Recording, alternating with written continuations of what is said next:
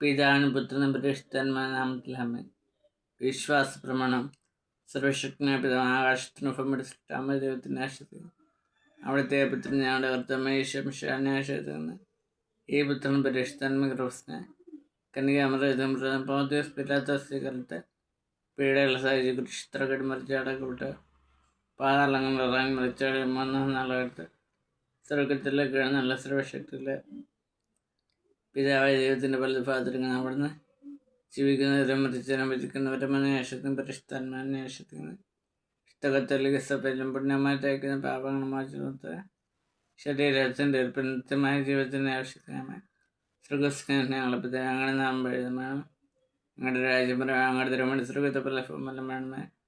അന്നം വേണ്ടുന്ന അറിയുന്ന ഞങ്ങൾക്ക് ധർമ്മം ഞങ്ങളോട് തെറ്റ് ചെയ്യുന്നവരോട് ഞങ്ങൾ ക്ഷമിക്കുന്നത് ഞങ്ങൾ തെറ്റും ഞങ്ങളോട് ക്ഷമിക്കുന്നു. ഞങ്ങളുടെ പ്രലോഭനത്തിൽ ഉൾപ്പെടുത്തരുത്, തിന്മയിൽ നിന്ന് ഞങ്ങൾ രക്ഷിക്കണമേ. നന്മ നമ്മൾ സൃഷ്ടികർത്താങ്ങളുടെ സ്ത്രീകളെല്ലാം അനുഗ്രഹിക്കപ്പെട്ടവളാണ്. ഞങ്ങളുടെ ദുരിതത്തിന് ഫലമായി ഈശോ അനുഗ്രഹിക്കപ്പെട്ടവനാണ്.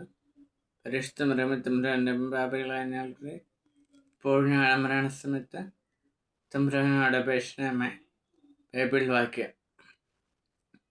സങ്കീർത്തനങ്ങൾ 63 അധ്യായത്തിൽ നിന്ന് 1 വാക്യം. ദൈവമേ, അവിടെ നിന്നാണ് എൻ്റെ ദൈവം, ഞാൻ അങ്ങേ തേടുന്നു. എൻ്റെ ആത്മാവ് അങ്ങേക്കായി ദാഹിക്കുന്നു. ഉണങ്ങി വരണ്ട ഭൂമി എന്ന പോലെ എൻ്റെ ശരീരം അങ്ങേ കാണാതെ തളരുന്നു.